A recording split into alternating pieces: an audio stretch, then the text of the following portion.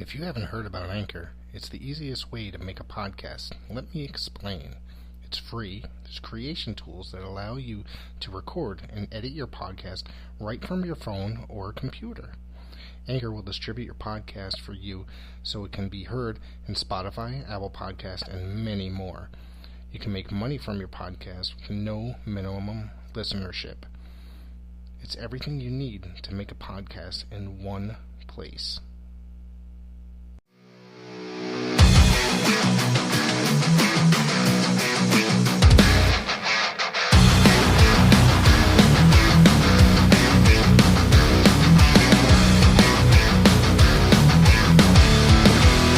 Hello, everybody, and welcome to the Pro Wrestle Zone podcast. As always, Dan the Beast, alongside with me is JJ Sins and the DVD Freak.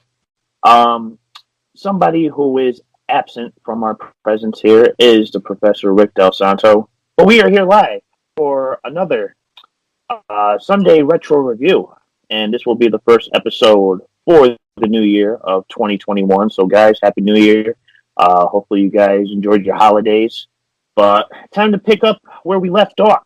So, today we are going over WCW Greed, which took place March 18th of 2001 in Jacksonville Memorial Coliseum in Jacksonville, Florida, with the attendance of 5,030 people, which is very, very low. But I'm not surprised, as this was the dying days of ECW. Wow, I'm already fucking up. All right, WCW. Boy. God forbid it's already on its last fucking legs here. But yeah, this was the end of the road for WCW pay-per-views.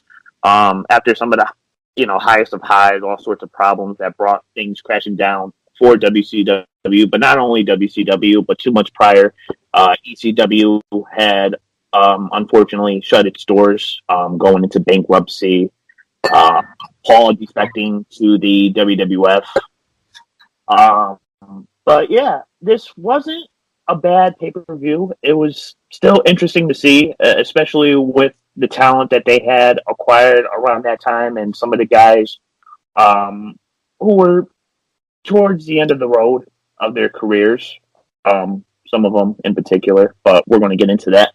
But this was the first and only Greed show for WCW, and like I said, this was the last WCW pay-per-view of its entirety, as probably like a week or so later, Shane McMahon would be showing up on WCW Nitro, and we would have the infamous Invasion storyline, which necessarily wasn't the best invasion, but it was just shoved down our throats. Let's just put it that way. But guys, entirety, like, what did you guys think of this pay-per-view? Well, a lot of people have a lot of misconceptions about this pay-per-view that, being it is the final WCW pay-per-view or ECW pay-per-view, according to Dan.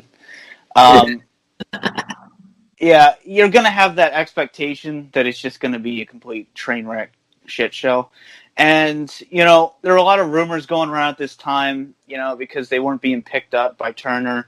It was, I think, announced the day before this event that they weren't being picked up. So talent morale was really low backstage. Everyone was kind of in a Grumposaurus mood. And, a lot of people said, oh, you can definitely see that in the pay-per-view. I personally didn't. It's not like anyone's trying to prove anything.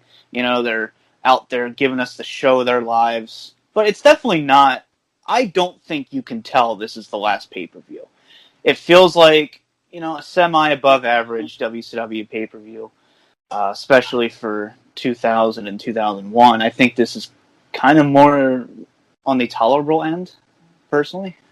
Yeah, I would definitely agree with you. Watching it, I couldn't tell on anybody's faces. Nobody sold it, Mm-hmm. and I knew, watching this back, just, you would think so. I think maybe it might have bothered Shane Helms a little bit, maybe. I don't know, because he did come out in trunks. I know. Maybe that has to do with it.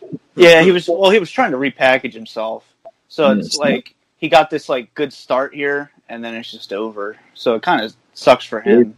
Yeah, but watching it, you couldn't tell It was the last. If I was following WCW at the time, I wouldn't have, thought, this is the last WCW pay-per-view ever.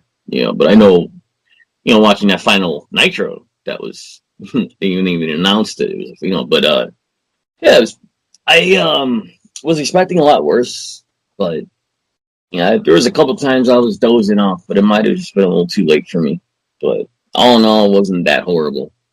Well, I think the thing with WCW was I think there was like a lot of backstage staff who were aware of WCW obviously getting bought out. It just wasn't mentioned to some of the wrestlers. I'm sure some of the wrestlers who were booking some of the show, Kevin Nash, probably knew about the demise of what was yet to become. But obviously WCW was trying to rebrand itself. This wasn't your ordinary WCW. They had really downgraded when it came to arenas, fans, merchandise. Like everything was on an all-time low. Everything just looked like so generic. It didn't look like the ordinary WCW that it was. And 2 months going into like May of 2001, there was speculations of WCW relaunching. With a brand new look, trying to relaunch the brand, trying to get, refreshed. And you guys don't know what I'm talking about. There was supposed to be a Big Bang pay-per-view that was supposed to take place in Las Vegas. Unfortunately, Eric Bischoff got that call like, all right, we're done, we're done. It's finished. And, Rick Eric had that misconception like, oh, we're out for the pay-per-view. Like, that's great. Like, no, it's done. Like, you guys are over. Like, WCW is closing its doors. And for some of you guys who are unaware of why we chose this pay-per-view, this year will mark the 20-year anniversary of WCW closing its doors forever, unfortunately. But, we got AEW, which shares some similarities. But it's good to see that we're not in that dark period of wrestling no more where you could only resurge to one company. Back in the day, it was two. I mean, nobody was really familiar with TNA by 2002, 2003, but by the time 2005, 2006 came around and, TNA was starting to heat up a little bit, that's when everybody started making the jump.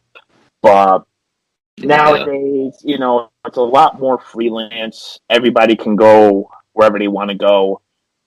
Everything in wrestling nowadays basically corrupted by the internet. So everything's not really a secret anymore. Everything's not really a surprise. So wherever you turn up, somebody's going to know about it. So anyway. Those days were fun, watching Raw and Nitro, and you see someone coming on Nitro, and you're like, holy shit. Or you see someone coming on back on Raw. Oh, man. Those were the days. I do want to go around and ask a question. Would you rather watch WCW in 2000 and 2001 or current day WWE? You know what? It's tough. I mean, I actually rather watch this era of WCW only because, they tend to pick up with storylines and actually give them some pretty decent video packages. Like, hey, we actually give a fuck about our storylines, even though we suck, but we're trying.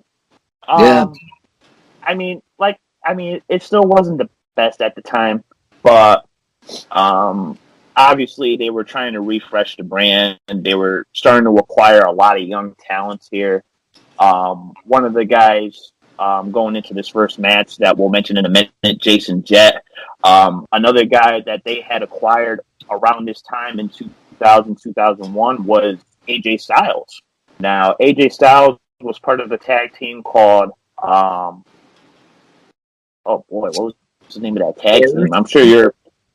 What was it, Air something? Air something. I think his name was like Air Styles. Air Boom. And, Air Boom? No, was it Air Boom? That was a joke. That was a joke. Well, It had something to do with air. Yeah, he's correct. you know, we'll probably get a lot of heat for the WCW marks out there, but yep, AJ Styles was a part of the company. He was known as Air Styles as part of a tag team. Another guy that they had also acquired around that time that they were close to getting a contract signed for was Christopher Daniels.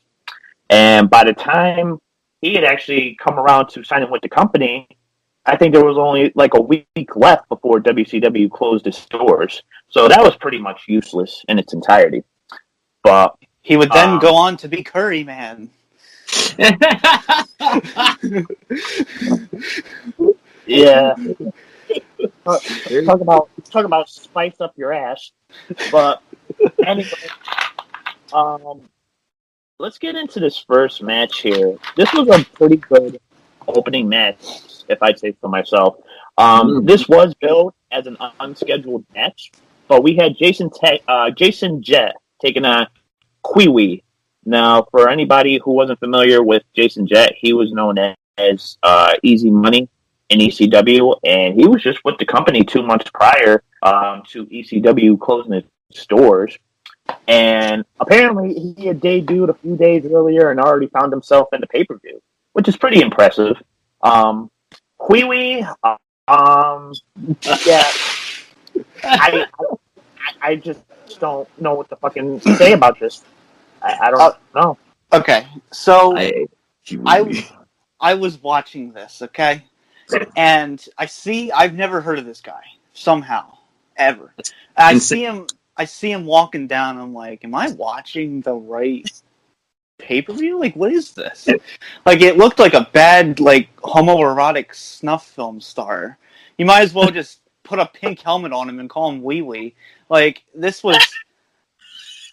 I couldn't believe my eyes when I saw this guy come down the ramp. Like, I didn't think it was real. I really honestly didn't. I had to check my computer to make sure I was on the right pay-per-view. You know what? I'll put it this way. He took Doc Brown's Great Scott to another level with that fucking... Let's just put it that way. Yes, I agree. I want to talk about, the athleticism of Easy Money or Jason Jett, however. This guy was impressive.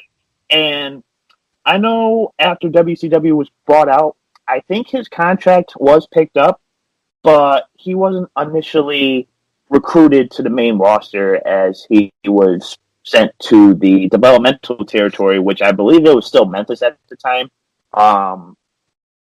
Either Memphis or OVW at the time. It was one of those two promotions. But boy, some of the moves he was doing in this match, like the rebound DDT off the apron, shades of Matt Hardy there. Like, I already picked that up like right away. I was like, oh, this guy's pulling a Matt Hardy. No problem. Another thing that I liked about this match was oh boy, what the hell was that move that he did?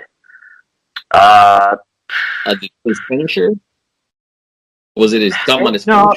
It wasn't his finisher, but no, he did a springboard back elbow into a kick up, which he found so much elevation in doing that. I was like, how the fuck did this guy, how can he, I don't know. He's a so much elevation. My notes, he has some insane fucking moves for a guy his size. That's what I have in my notes. Innovative offense, and the powerbomb reversal. Did you guys remember that when they were reversal? I saw that. A lot of good sequences. Jeez, I was like, what the hell? Like, I knew who Kiwi was. Unfortunately, well, I would say fortunately, because I remember when I saw Kiwi, I was like, what the hell is this? But I love it because it's different, and he's loud, and he's with his loud outfits and his hair, and he's effeminate. For some reason, I like Kiwi. I don't know why, but at the same time, I was not. This is when I was, at this time when this pay-per-view actually came out, I wasn't watching wrestling at all. But I do remember seeing Kiwi, I don't know, maybe a year prior. Maybe 2 years prior. I don't know when did Kiwi start in WCW. Now, but you know something. Now that I recall, I believe Wee Wee was Lodi, part of a flock. Yeah, you're right. Yes.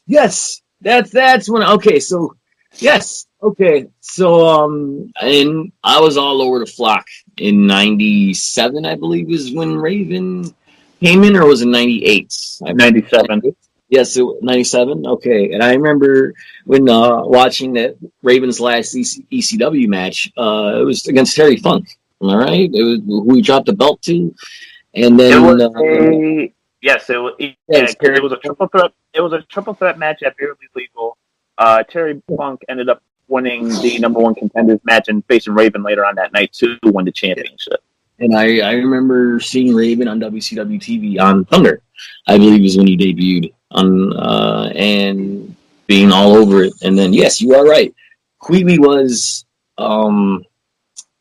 holy shit, you are right. Queeby was Lodi from the flock, and Lodi always held up the signs.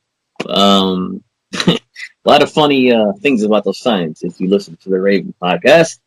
We should have a pre-week count. A Queewee count? Yeah, in the corner. Someone edit that in. How many times we said Queewee tonight? Queewee. Jesus Christ. Yeah. Queewee was I can't believe we're still talking about this, man.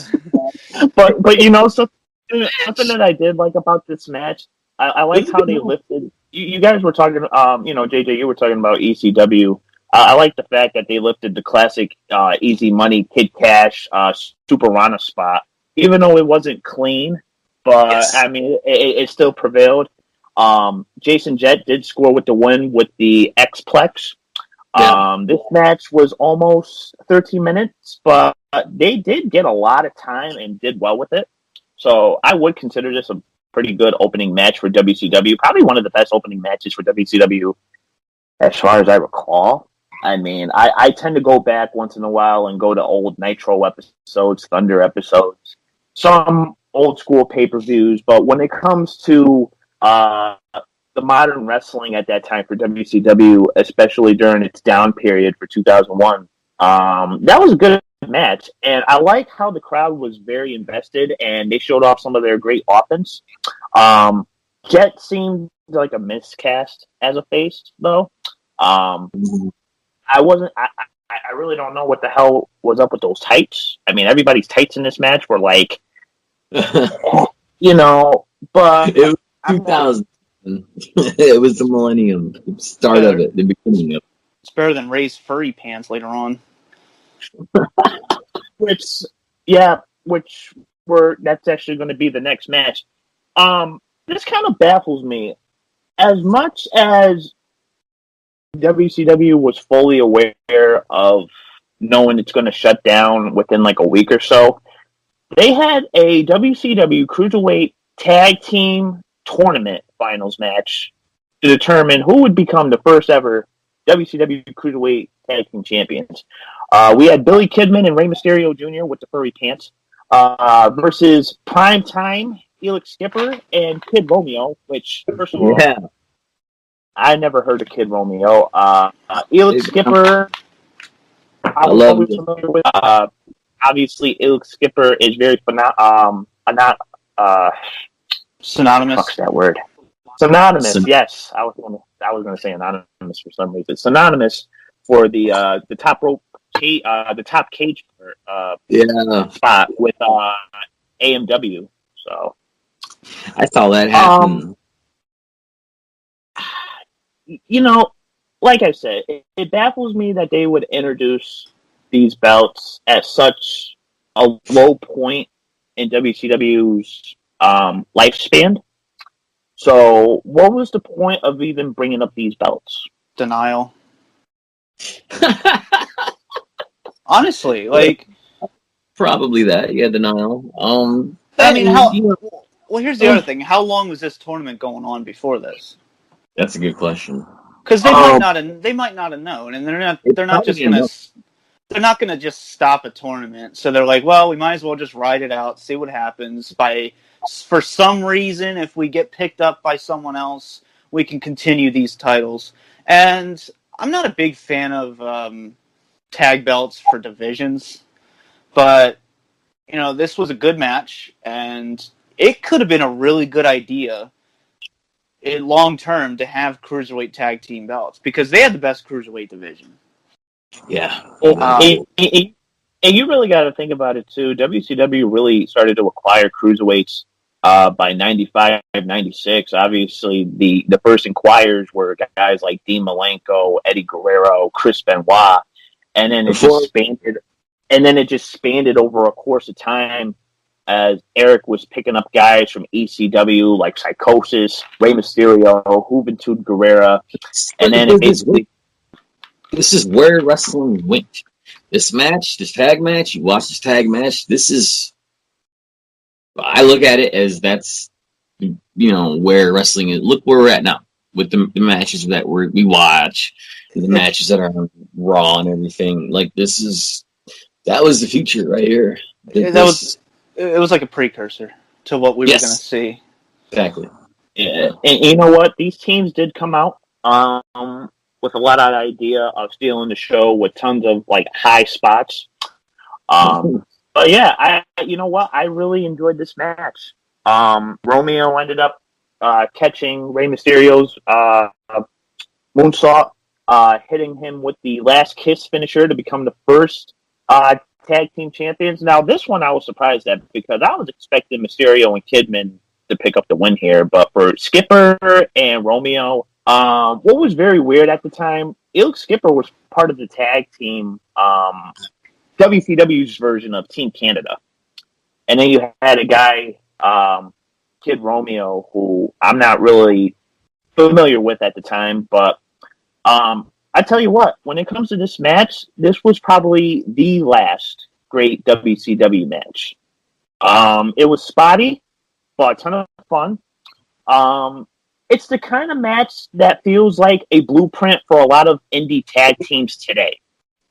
I feel like we wouldn't get the wrestling styles of today if it wasn't for, the late WCW days, WWF Attitude Era, and so on. I think this basically revolutionized the indie scene.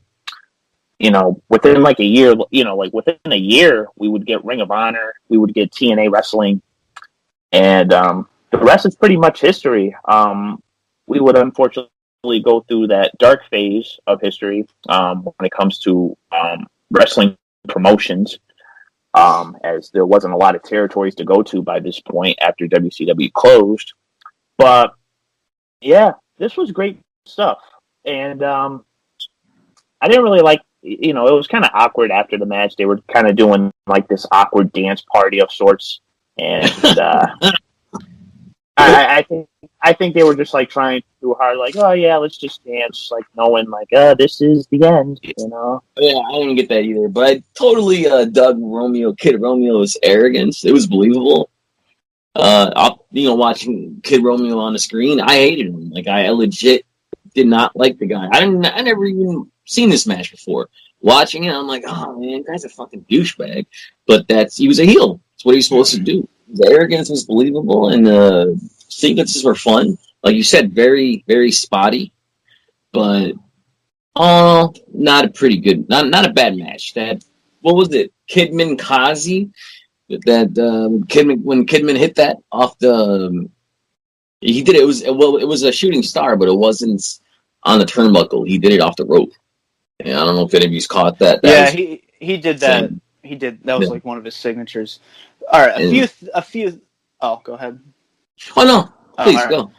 A few things here. First of all, do you hate him more than Lil Romeo? I don't know who Lil Romeo is. You don't remember Lil Romeo? Master P's son? Come on. Okay.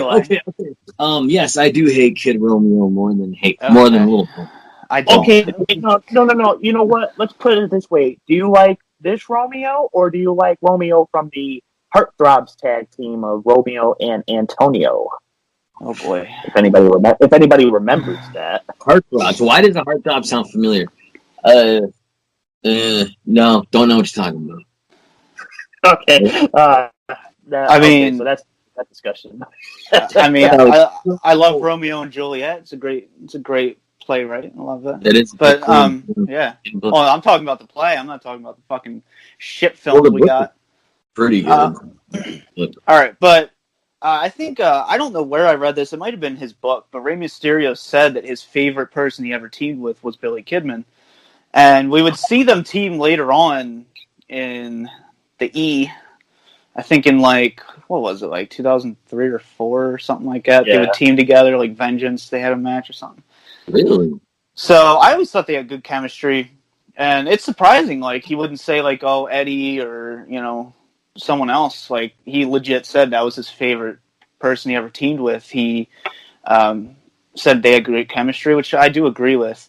And every time I see Rey Mysterio wrestling unmasked in WCW, it hurts me.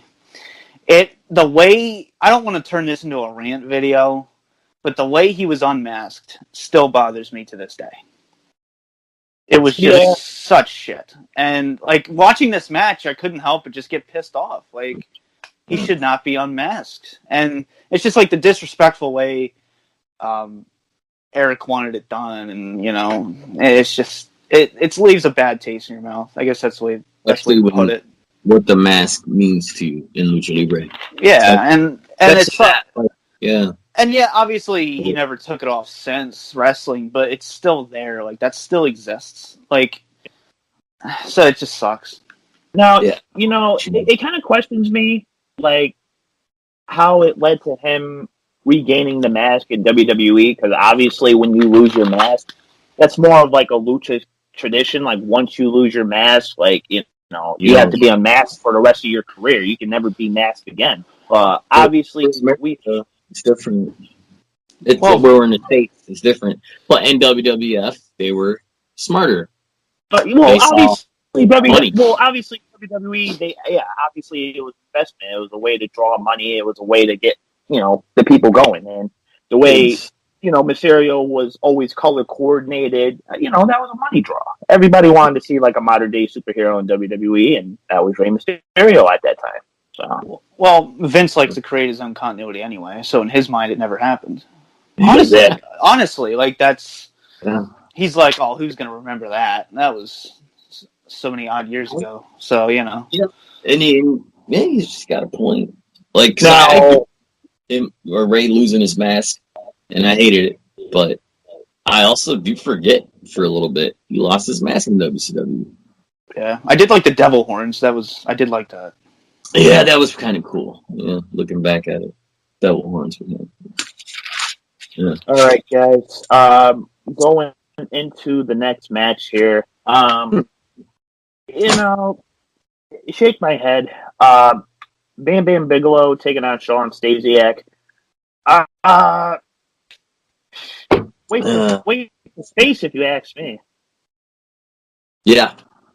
Big wig. Yeah. You know, you had Stacy and Stasiak, who, you know, they obviously got some promo time, and they tried to put over the whole Sean and Stacy show. And you had Bigelow in this match, who was mostly in control. You know, with this match, it's a major drop-off after the first two matches.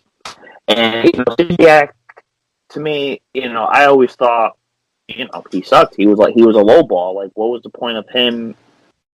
Yeah, I don't know. Just, it really baffles me. I mean, Stasiak is a second-generation superstar. His father, former WWF champion. You know, I just wasn't a big fan of Stasiak, and then obviously when they brought him back into WWE, you know, they gave him the gimmick where it's like every time he would run in, he would get thrown out the ring immediately, and then 2002 would come along, and here he is teaming up with Brock Lesnar, hailing from Planet Stasiak. Yeah. Did we forget to mention the Dusty Rhodes 200-some burrito thing?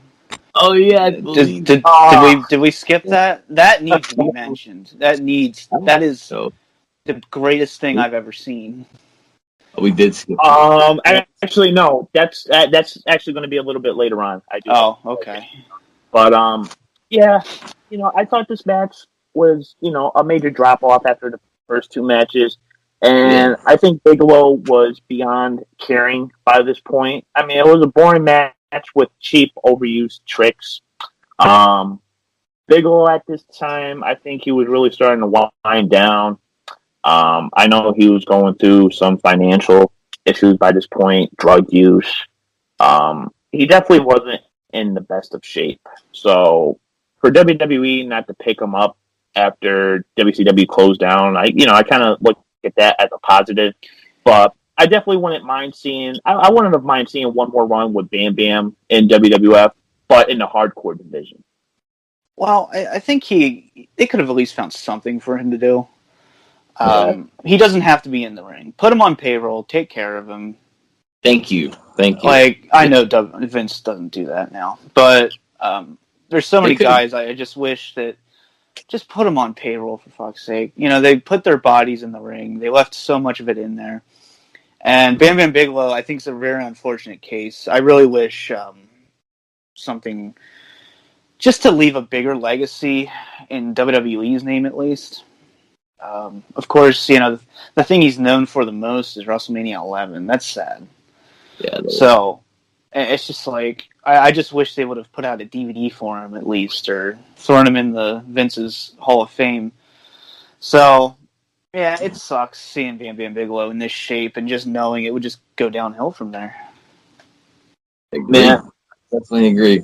I was expecting more because Bam Bam, but I didn't know how bad Bam Bam was at 01 in 01. I didn't know. And like you said, this match was a dud. But yeah, it would have been nice to have seen Bam Bam have a nice last run. Putting over a new talent, whatever. Working with him, whatever. But yeah, and I remember Stacey Keebler. All I saw her was just dancing on the table, and she wasn't even dancing; she was just gyrating her hips.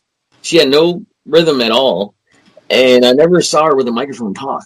And when I was watching, they did a little package before this match started, I believe, and I saw her talking. I'm like, "What the fuck?" Like, since when does Stacey Keebler have a microphone? I was shocked. That's what I have in my notes. But yeah, I just wish there was better for Bam Bam. That's all. I was never a fan of Sean Stasiak. I don't know if you guys were. Was anyone? Thank you. Exactly. So, moving on to the next match. Right? Going into the next match here, very odd pairing. I know they were somewhat relevant together a couple years back in Kevin Sullivan's stable. Oh man, I'm just having a brain fart right now. What was the name of that group? It was the Kevin Sullivan and had Dungeon of Doom. Dungeon of Doom, yes. So we had Hugh Morris and Conan taking on Lance Storm and Mike Awesome. First of all, I like this pairing of Lance Storm and Mike Awesome. Secondly, I thought they deserved a lot better than this. Obviously, they were part of this WCW Team Canada of some sorts. The Canadian national anthem wasn't played, and you got Morris charging down to the ring, and all melees, breaking loose. But oh my gosh, crazy. Morris eventually did get the tag and went in for the moonsault.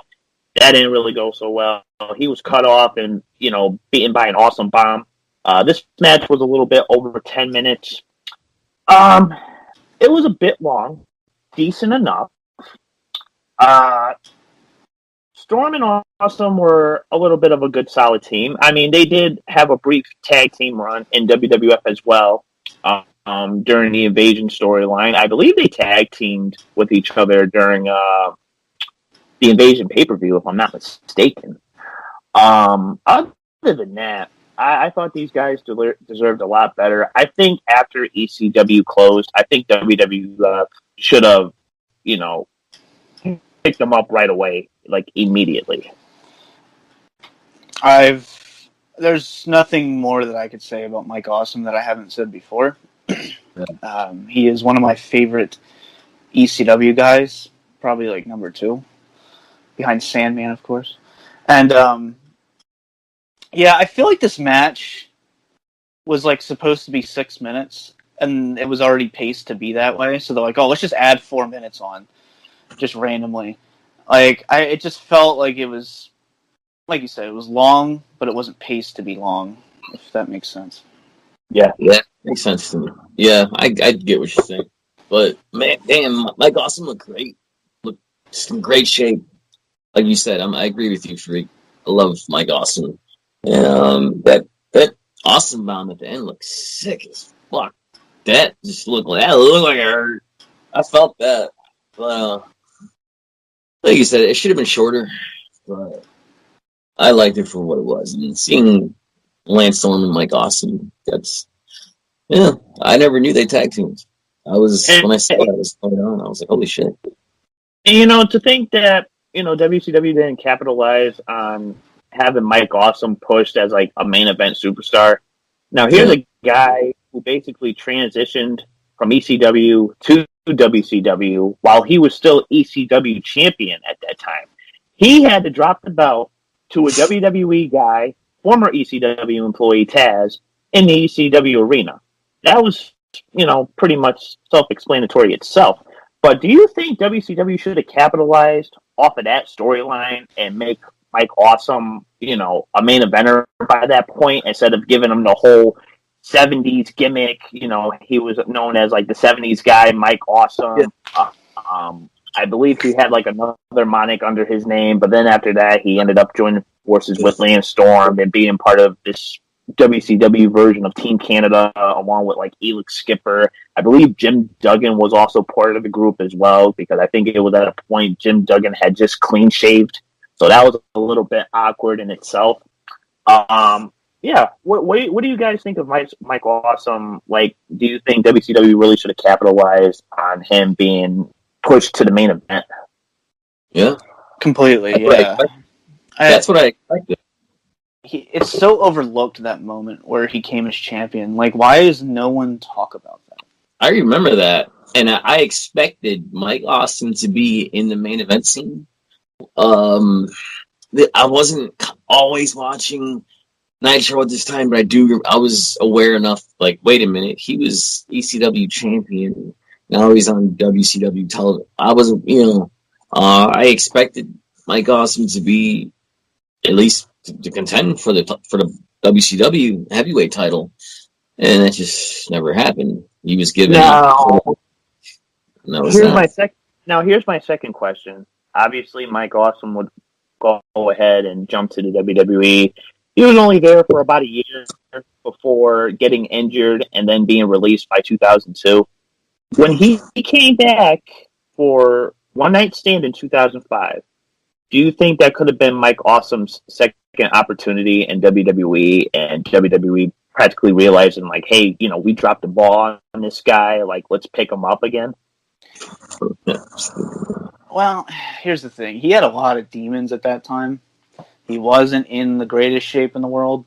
So I feel like maybe if he was more Vince's body type, maybe he could have had that second run, but I just don't think he would ever be a Vince guy, though.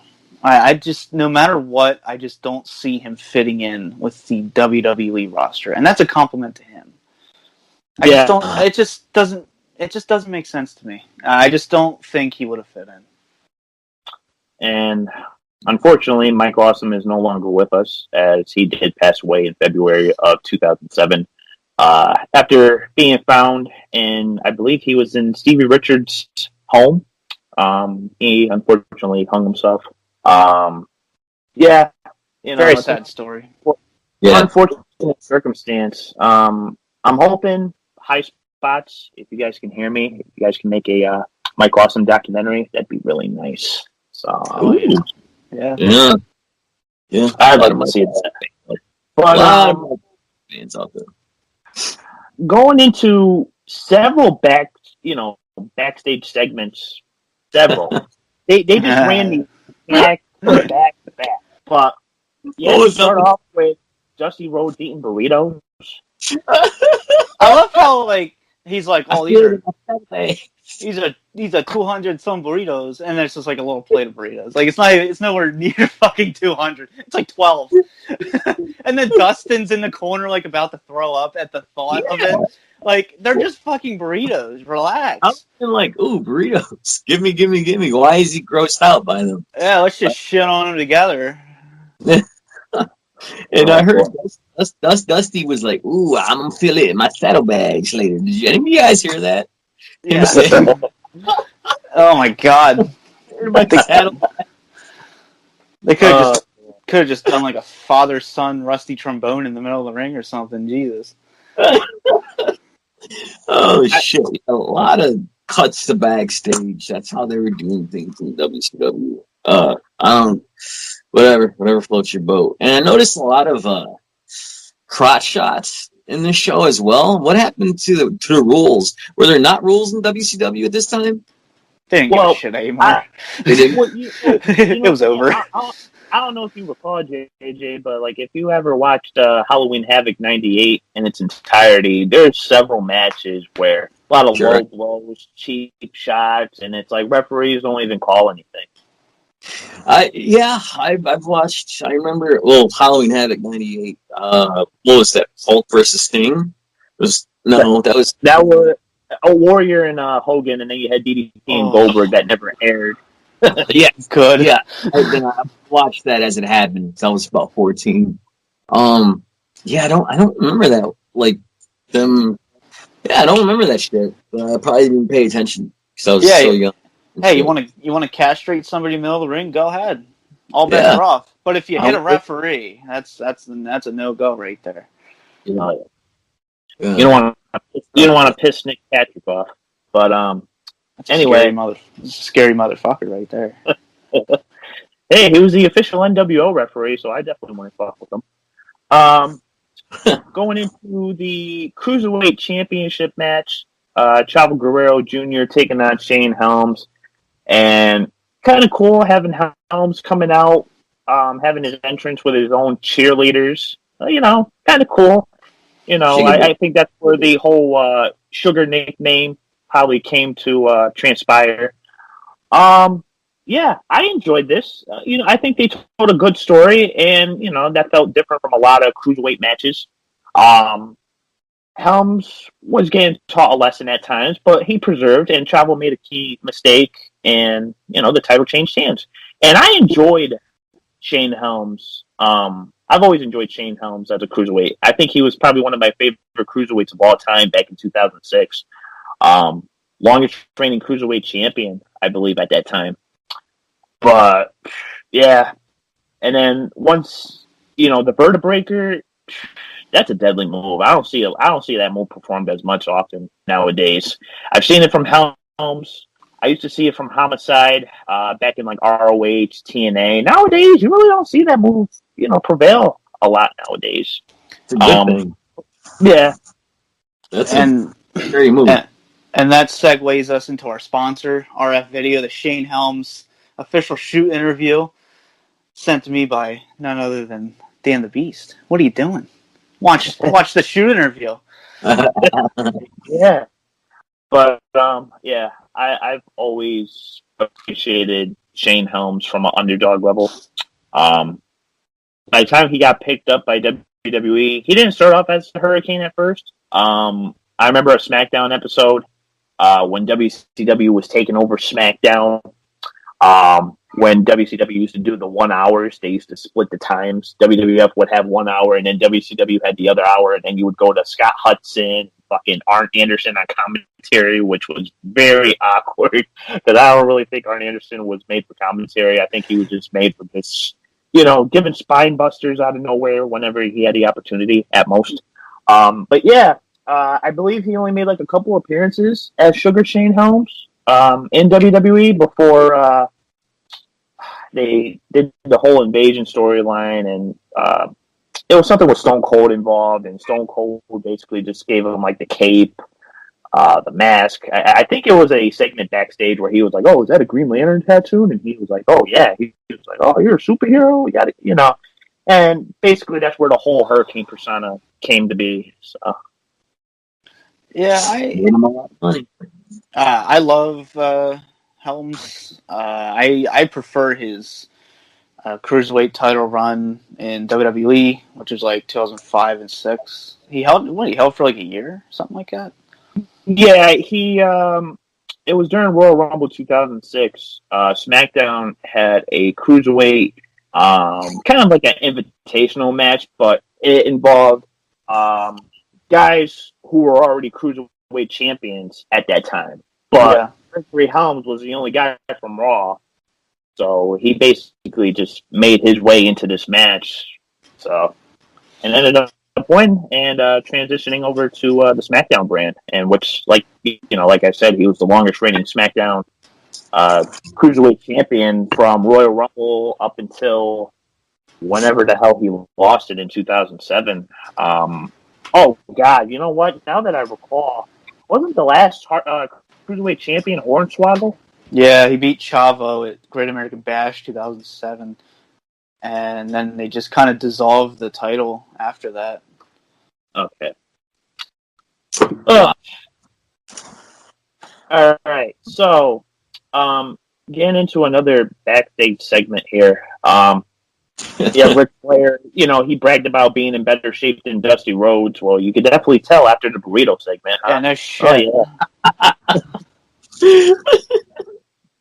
Oh, boy. And then you got Booker T cutting a promo about coming for the U.S. Championship, and this is where he used that terrible fucking line. He's like, "Oh, don't hate the player, hate the game." Which I wouldn't be surprised.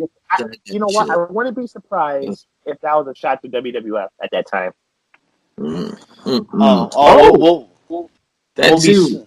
You're right. We'll be seeing him in the Rumble this year. I guarantee it. You think so? Yeah. Booker T in the Rumble? Yeah. Unfortunately. Well, I know you hate Booker T. Yeah, I trust me. I hate the player. No, and I always liked Booker T as when I was a kid when he was in Harlem Heat. But as far as if that's a shot at Triple H, I never looked at it like that, Dan. But to be honest with you, there was douchebags I was around, and that were saying that. Oh, don't hate the player, and I was just like, ugh, Jesus fucking Christ. I wouldn't say it was a shot at Triple H. I think it's a little... The way they look, the way they did it. Yeah, I think it's a little out there. But he had he was saying a lot of, I noticed that promo, he was just using a lot of stupid mottos and sayings. Well, it's better than what he said about Hulk Hogan. I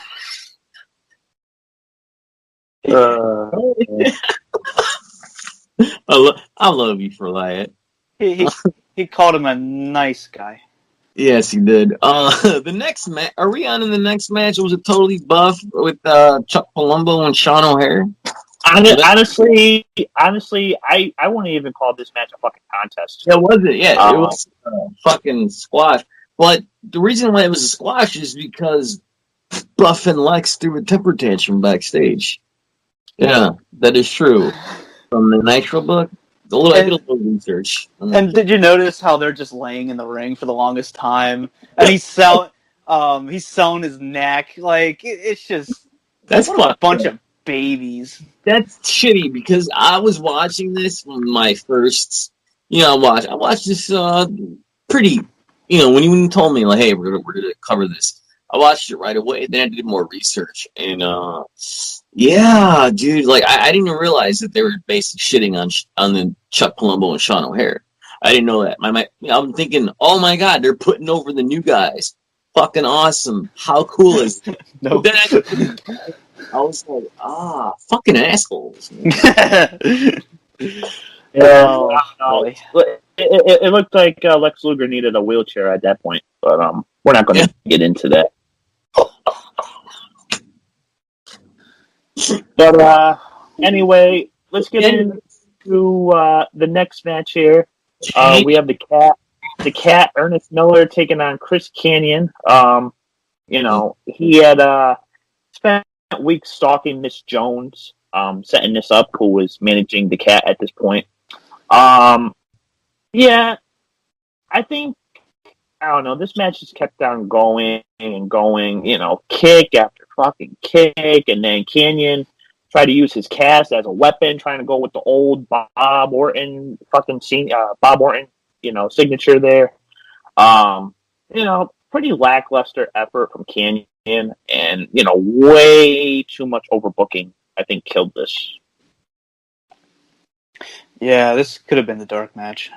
This was just this is a real not that the show was really good or anything, but this was a real show killer.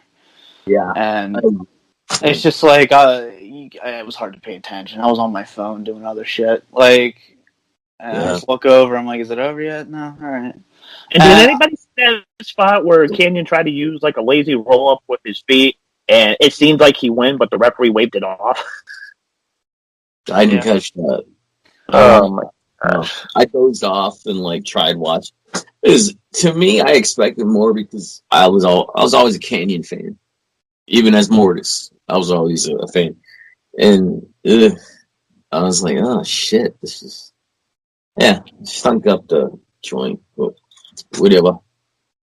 And then after that, we had Canyon attack the cat after the match until M.I. Smooth, also known as Ice Train, made the save. No, he didn't have his awesome Ice Train music. I liked Ice Train back in the mid '90s, but I didn't think he was still around WCW at this point. I almost think he was still relevant. Same here. Same here. I remember him on WCW Saturday nights when I was a kid, and then I guess he did a lot of shit overseas or something down south. I forget. And I remember listening to a podcast I forgot what podcast Ice Train was on. And he said he did after WCW closed, they were on some huge tour in Germany, I believe, or in Europe, and he went on for a while. And he said it was a blast.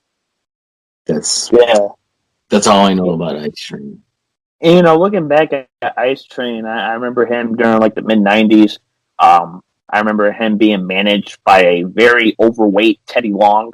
I'm not sure if you remember that, JJ, but this was around the time Teddy gained a massive amount of weight. He was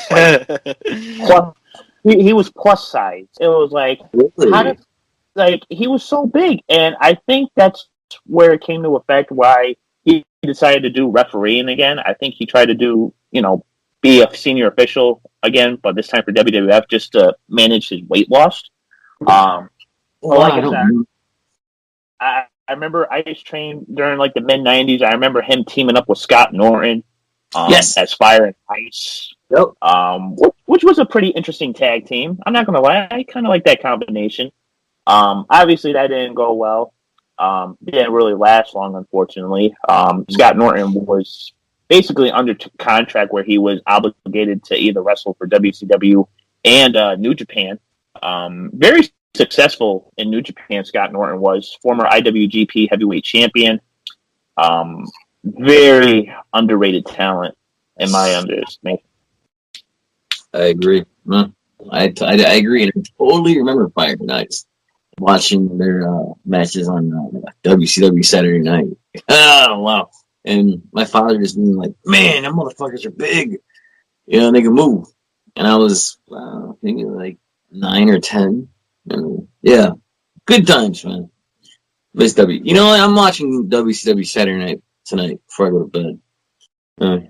Good times. Good fucking times. Are you ready to move on to the next match? Yep. All right. So Steiner? Yes. God. All right. Well, United States. I'm a head out. It's been fun. See ya.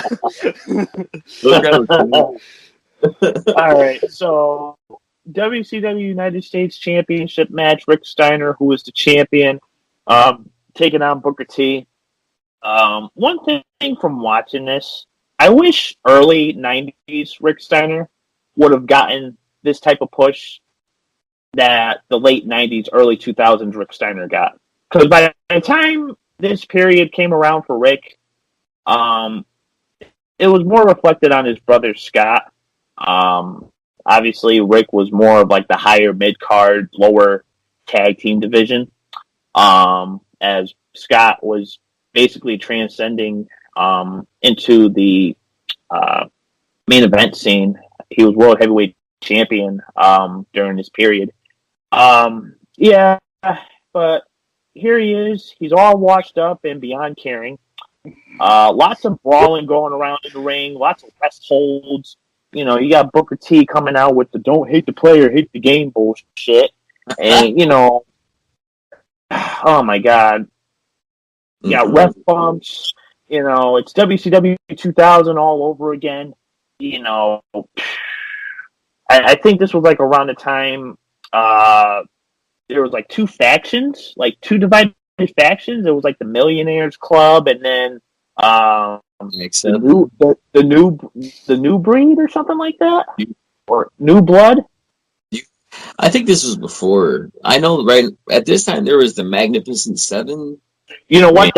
This was after New Blood and Millionaires Club. This was Magnificent Seven because Shane Douglas comes out of nowhere. Yes. And, whacks Rick with his cast, and then you got Booker T hitting the bookend, which I'm kind of surprised. I didn't think Booker was using the bookend at this time. I thought he picked that up during his rivalry with The Rock. No, Booker T always did the bookend. Huh? Well, he actually came out. I read an interview today with Booker T saying that The Rock stole his finisher and all his catchphrases and stuff. And I mean, it wouldn't be an episode of Pro Wrestling Podcast without me throwing shade at The Rock. So, bookend came first. Yeah, bookend came first, man. And again, why that? And I think, for this match, I think Booker T gave too much to Rick Steiner, which didn't need to happen. And I think seriously, Shane had to physically get involved and hit Rick for the win. You didn't want to put Booker T over, you know, with a clean win. You know, I don't know. That's the way I look at it. Because, like you said, Rick Steiner looked very out of shape. And this is no shade at Rick Steiner, because I was always a Steiner Brothers fan. But watching this, like, really, you couldn't put Booker T over. Wasn't worth it.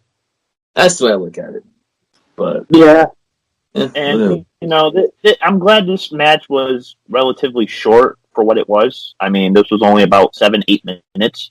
Booker tried, but, you know, Rick wasn't interested in doing anything to put him over. But at least, like I said, it was relatively short. So, and that was the end of Rick Steiner's big push. And we would never see Rick again. Well, till TNA. But, going into the next match, this match can kiss my ass because it's a kiss my ass match. You have Dustin and Dusty Rhodes taking on Jeff Jarrett and Ric Flair. Let me tell you something. Ric Flair, he looks like he's already ready for vacation. He's already ready to leave WWE. All right, I'm ready to book my plane, go down to Panama Beach, get all the bitches, take off my robe, and, you know, just walk around with my robe all day while drinking Moscato or champagne or something. Hey, no problem with Moscato. Maybe he can go hang out. He can go hang out with Creeley.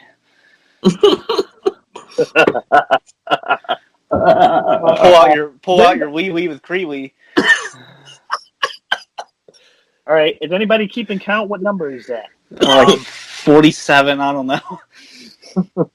Someone edit an account, for fuck's sake. We have to at this point. Rick, edit an account, please. Even when we're not talking about WCW, we should have a Creeley count down below. Oh, gosh. So, obviously, the stipulation for this match, the loser must kiss the winner's ass. And this was definitely a weird time period because here you have the late Road Warrior Animal coming out with Jarrett and Flair. What is that? Hold on, JJ's getting his cocaine out. Oh, no, I'm not getting it. I get my pills. Yeah, yeah, kind of weird seeing just Animal at this point. I think Hawk was going through a lot of substance abuse at the time, and I believe it was around 2001 where, you know, basically Hawk, you know, got his life back together And then it wouldn't be long until Hawk passed away from natural causes. But yeah, this was weird, and I think this is like the only time I've ever seen Ric Flair wrestle without tights. Well, it's almost like they looked at Animal in catering. They're like, hey, you want to be in a match? He's like, I don't have my gear. Dude, fuck it. Just go in there. You're good, man. Eating a bowl of chili. Well, if Flair was dressed like he was on vacation in the Tommy Bahama shirts, because he said he was out of shape. Flair admitted at that time he was out of shape. And if you pay attention to the last episode of Nitro, Flair also wore a shirt. Yeah. And he admitted that he wasn't in shape. Unfortunately, that happens. He wasn't, yeah. So that's why he was wearing what he was wearing, that night. Well, this night. Yeah, this match was just insane. Yeah. I don't know what to say about it. But that's why Flair was wearing, wasn't in ring gear. But I never saw Flair. Like, you're right. I never saw Flair wrestle in like that before. Were there other matches? But you know what? I like the fact that the crowd was roaring after Dusty got the hot tag. I thought that was pretty unique. Pretty awesome moment there. People still supporting old school wrestling. Even though this isn't the best of times to be bringing in like 40, 50-year-old guys who are out of shape, but the crowd was heavily invested in seeing Flair and Dusty going at it for at least one more time. Yeah. Dustin beat Flair with an ugly roll-up. This match was about 10 minutes. Gold, I guess this was pretty fashionable, fun in some cases. Jarrett and Dustin were fine, while Dusty and Flair did well with their little bit of work. But I think the crowd ate this up to a full extent. But like I said, just seeing Flair out there with a Hawaiian T-shirt and the early 2000s haircut, looking like he's ready to go, audition for the Offspring or something. Dude, the second he hit the locker room, he's like, all right, see ya on the plane to Florida. You said, I'll go see the Offspring. Is that what you said, Dan? Yeah. Yeah, I think around this time I had short, spiky, jet black hair. My hair was like black. Either that or his son David was getting into his ear, but we'll never know. That's just the look that was the style at the time, man. That was the style. Yeah. And then after the match, you got Dusty hitting a stink face. After those burritos. Oh, dude, God. He should have put the burritos in his pants and then done the stink face. I like that. How many did he eat, supposedly? Oh, 200 some, I don't... 240? I heard 200. And then he confirmed he's finished with them. He ate all 240. And Dustin's like, oh, you sick pig. You're going to throw up. Ate 240 and then managed to go out and put on a match. And you're right. The crowd's reaction to Dusty and Flair, that was pretty rowdy. Because they didn't have to do much. And the crowd was just eating it up. So I hope the hotel had a plunger that night. Oh, my God. All right, guys. You hope the hotel had a plunger that night? That's well, I mean, he was the son of a plumber, so I'm pretty sure he had one of those. Dude, it makes full circle. Storytelling, continuity. Yeah. See, there we go. I just said you just made a bunch of jokes right there. Yeah. It's gonna be a sequel tonight. We're gonna get funky like a monkey. And didn't they show Jeff Jarrett coming out in a fat suit with a bucket of chicken in the pre-package? I want to say that they showed Jeff Jarrett come out. He did a pro in the pre-package. Did you not remember that? Yeah, I remember that. Jarrett doing a Dusty Rhodes impression. However, I did love when they showed it was Ric Flair in a fat suit dressed as Dusty. wrestling and selling like Dusty. That was kind of cool in those packages. Yeah. And you know what? I think this was pretty cool too, because I think this was like right around the time Dusty was, making his final roundups as like an in-ring competitor. Obviously, the year prior, he had made a couple appearances for ECW. Had a nice brief rivalry with Steve Corino, especially with the bull rope match. He would end up returning to WCW later on in the 2000s. And obviously, he would rekindle his relationship with his son, Dustin. So that was very heartfelt. And that was pretty much it. I mean, I think Dusty had like one or two matches like later on in his career. I think he had a match with Randy Orton at one of the Great American Bash pay-per-views, if I recall. Wow. Which I think it was another bull rope match. Yeah, it's 2007. That's the second time we've referenced that pay-per-view tonight. That's a sign we should review it. Oh, man. Well, that's actually not a bad pay-per-view. That was the first pay-per-view after Benoit, so, I mean, it did good for what it had to. That should be covered. I'll be down. That's not a bad pay-per-view. Well, I'm sure we can make some reservations for July. Going into the main event here, we have the World Heavyweight Championship in a Falls Count Anywhere match. Scott Steiner defending against Diamond Dallas Page. And this would be the last world title match, I believe, for DDP, as he wouldn't receive another opportunity going forward, obviously transitioning into WWE. Good, fuck him.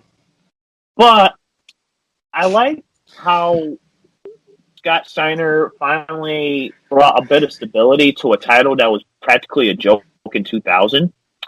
Not saying that Steiner was the best champion, but he did make that title somewhat relevant again during its dying days. And, like some other matches tonight, it did start out very aggressively. I mean, they brawled around the ring. They fought in the crowd. He had DDP coming out of the crowd in his entrance. Got the two on the elbow through a table for the first big spot. A lot of big spots in this match here. But not so much of a bad match. Let's put it that way. Can we appreciate the fact that there was a random crippled guy in the crowd standing away from like a few feet away from the crowd, and they just took his crutch? Was that like a Make-A-Wish thing? I want to be in a WCW pay-per-view, and they're like, all right, put him there. We'll steal his crutch and whack him with it. I think it was a Make-A-Wish. Yeah. It might have been. Yeah, it was probably a Make-A-Wish cripple kid. Well, I agree. Yeah. Oh, man. Yeah, they're like, where's little Jimmy get to stand? Just put him there. That made his night. His final week of life a good hurrah. Wasn't there also another cameo in this match with Paul London? Yeah. Right? He was in the front row, yeah. There was a very young Paul London that made a cameo in this match. Yeah. I did not see that. Yep. It happened toward the end. Am I correct? Did it happen toward the end of the match? Oh, yeah. Somewhere around there. He was near the ramp. Like the hard camera ramp. Oh, okay. So I wonder if he had any association with getting signed with WCW at that time. Oh, he was marking out. He looked drunk as hell. He's like, yeah. Maybe he was the Make-A-Wish kid. They just sign him. But sign that idiot over there. Yeah. I love Paul London. Very underrated guy. Yes, him and I love the tag team they had. Him, Paul London, and Kendrick. Yeah. Yes, Ryan Kendrick. That was fun. Yeah. And then he got fired. And then he got fired for smiling like a geek during the Vince McMahon death segment. You remember that? Yes. Really for smile. It was in all these videos I've watched and all it was really for smiling at Vince. Yeah. Yeah, because he's like, this is a joke. Like, this is funny. I might as well make it, laugh about it. I think it actually added to the segment, but Yeah. And, what's so disappointing is, we haven't really seen Paul London make a resurgence into like any type of big branded company in years. Well, what's he doing? Is he still wrestling? He's still wrestling. I caught him a couple years back here when Northeast Wrestling was promoting a show here. It was very weird though because he came out in like an astronaut suit, and then he basically like took it off. Like he was. I think that was just. Is he already? Just. I don't know. I think that was just like a good representation of like his high flying ability. Like he defied. Okay. Something like that. He should have worn it the entire match. But yeah, I've always liked Paul London. I liked his Cruiserweight Championship run. I thought him teaming up with Billy Kidman in 2004, I thought that was a pretty good pairing there until Billy Kidman turned heel, and that was practically the only time I ever seen Billy Kidman as a heel, coming out with the big robe jacket and just not giving a fuck. And I think he was going through a divorce with Tori Wilson at that time as well, so I can understand why he was a little cocked. Oh, man. Really? Poor guy. So I don't remember this about Kidman, him being a heel and all that shit. At the same time, going through a divorce. Freak. I'm not sure if you recall, Freak, but it all started with Billy Kidman hitting the shooting star press on Chavo Guerrero, and he landed on his head. Oh, there you go. Oh. But going back into London merchandise in the past, So but since we're on the subject of Paul London, I know I've gotten an 8x10 of him in one of the many boxes that that are out there for wrestling fans. So I was happy for receiving that. So it's sad. I mean, Paul London hasn't really been relevant in a long time. So like, I'd love to see like a resurgence in some way. Maybe as like a backstage producer for like AEW or something. I definitely wouldn't mind have him working for a new company. It's been so long.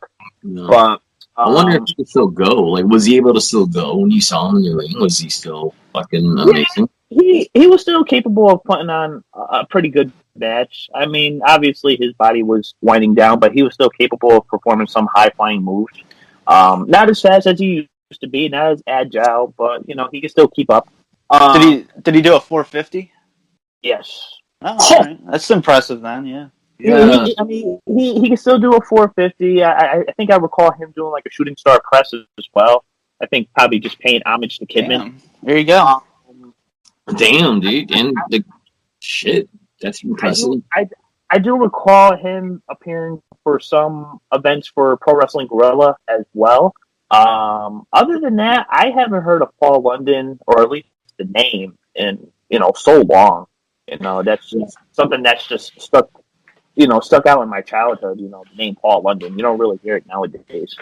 But anyway, the thing about WCW. The thing about WCW is, you got Scott Steiner whacks DDP with a pipe, and then he puts him in the Steiner recliner. This match and retain the World Heavyweight Championship within a 15-minute time limit. 15 minute. I thought this was a very good main event for the last pay-per-view. I thought Scott really looked motivated. More motivated than he probably did in WWE. And DDP brought his usual stuff. Nothing new. I mean, DDP was already up there in age, so obviously his body was already winding down. He was probably already doing yoga at this point. They didn't do a ton with the stipulation, and the cheating just, bordered on overdoing it without going too far. But yeah, I thought this was a pretty decent main event. And then, the Steiners continue to, beat down on Booker T during this. And that's, wraps up WCW's last pay-per-view. Oh, I hate DDP. Hey, nothing wrong with yoga. Oh, no, yoga's great. It's just the DDP yoga can kiss it. Nothing wrong with yoga, though. But, well. We have blood.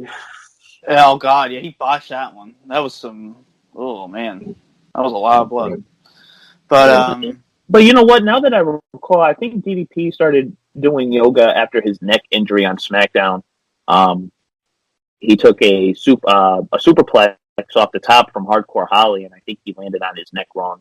And I think that's when he got released from the company a little while after that, and that's when he started doing yoga and getting into better shape. And I believe he made a wrestling comeback with TNA about like 2 years after. So he was semi-retired for a bit.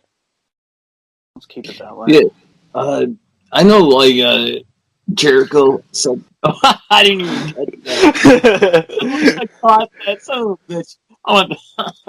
I'll listen back, though. I forgot what I was going to say. Come on. Thanks for, yeah, I'm happy, I watched this, to cover this. It was great. I do, the only young wrestlers I remember from, I remember watching Chuck Palumbo and Sean O'Hare come into the company. And what was do you remember their name? Like, they were in a stable, am I right? Am I correct? Yeah, I believe it was the New Blood. Were they called the New Blood? And there was about 7 of them? They were all from I don't think their tag team name was specifically the New Blood, but I know what you're talking about. It was Sean O'Hare, Chuck Palumbo, Mark Jindrak, and somebody else. Yeah. Was it 4 or 5 of them? I don't remember, but I remember seeing them come on, and there was a huge, push behind them, and that was. Unfortunately, I was like not watching, paying attention, but Chuck Palumbo and Sean O'Hare always stuck out to me, and Jindrak, and Jindrak, because wasn't Jindrak supposed to be in Evolution? Am I correct? Yep. Yeah, he was supposed to be in Evolution. I know prior to that video package, they had already, foreshadowed them being a group. Triple H, Batista, Orton, and I think there was a point where they were second guessing on Batista, and Batista had a slight injury in 2003, so he was on the sidelines for a bit, and I think WWE was unsure. So they decided to put Jindrak into like the promo videos for Evolution. It was somewhere down the line, Triple H realized that Orton and Jindrak weren't the best pairing together when being on the road, as Triple H basically just looked at Jindrak as a bad influence onto Orton. So they scratched that off. That's saying something. Yeah, Jesus. And they basically just, re-recruited Batista after he came back from injury. But that early test footage is out there. You can Jindrak test footage, yeah. Right. It's odd. It's sad. It doesn't work. I like Jindrak too as a performer. Obviously, he didn't really go too far with the company. I mean, he was mainly on like Velocity and Sunday Night Heat. I know he was in a brief tag team with the late Garrison Cade, which I thought that was a pretty good tag team. Not too bad. Until they reintroduced the draft in 2004. Mark Jindrak was then drafted to SmackDown. He was known as the Reflection of Perfection, being managed by Teddy Long. I believe that was the last wrestler Teddy Long ever managed before transitioning into the GM role. And pretty much after that, Jindrak started teaming up with Angle and Luther Reigns. And that was pretty much the last time we ever heard of Jindrak. And I believe he ended up just going down to AAA. And that's where he spent most of his career. Yeah. Yeah, I know. Yeah, I listened to him on a podcast. I forgot whose podcast it was. Yeah, it was a while ago. I think it might have been Jericho's podcast, maybe. Do we have a letter grade? Well, before I get into the letter grade, I just want to reflect on this pay-per-view. I ended up liking this pay-per-view a lot more than I expected. There were several good matches, including the opener and the main event. The Cruiserweight tag team match was easily the last great WCW match, and, it's interesting to see how well most of this was booked. WCW was clearly heading for something better in 2001, which, indicating, as I brought up earlier, the Big Bang pay-per-view that was supposed to happen in May of 2001 in Las Vegas. The tag team title squash match worked wonderfully. The Dusty tag was entertaining, and, I dug the Cruiserweight match as well. A good show with some high-quality booking decisions. And the fun fact that there was no Hulk Hogan. So, yeah, fuck you, you ketchup mustard bastard. Jeez. What happened? What did Hulk Hogan do to you? There's some deep-seated hatred. Yeah. Around. If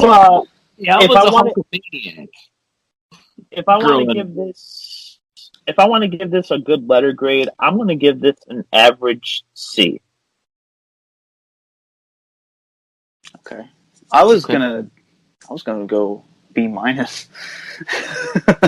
Maybe I enjoyed it a little more than you did. What?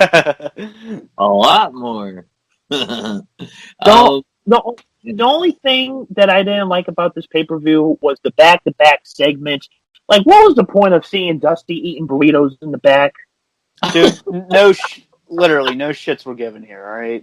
No pun intended. I mean, Dusty probably gave a shit later, but no shits were given. I did not care about that, and they kept overhyping these segments. You had like Buff Bagwell with this fucking camera conducting interviews with like Rick Steiner, and then you got Dusty and Dustin in the back with the burritos, and Ric Flair. He's ready to book his flight. He's like, I want to get the fuck out of here. I want to retire. I want to stay at home, collect my SSI, and then go work for the WWF once Survivor Series is over.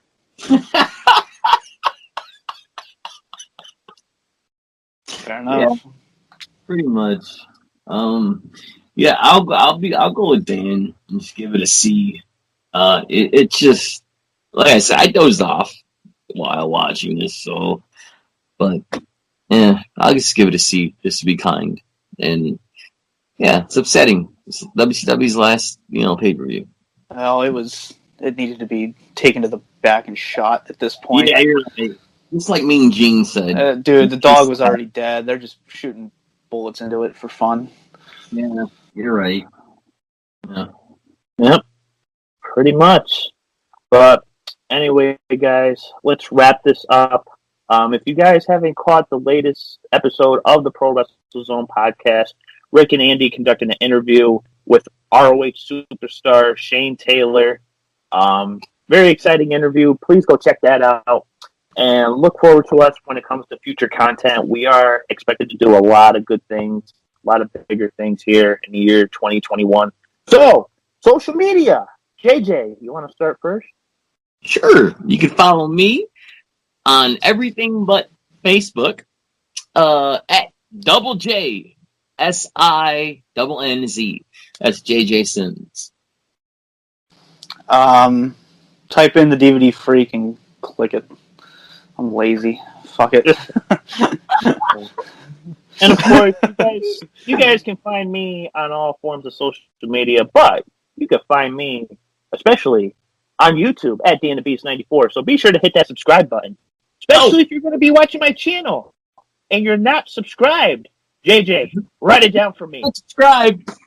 Let me dust the drugs off. Bring it up. Come on. Drum roll. Okay. Come on. I'm waiting. They're waiting. I'm waiting. What are you doing? Hit that button. And until next time, guys, this has been the Pro Wrestle Zone podcast. Y'all have a great night.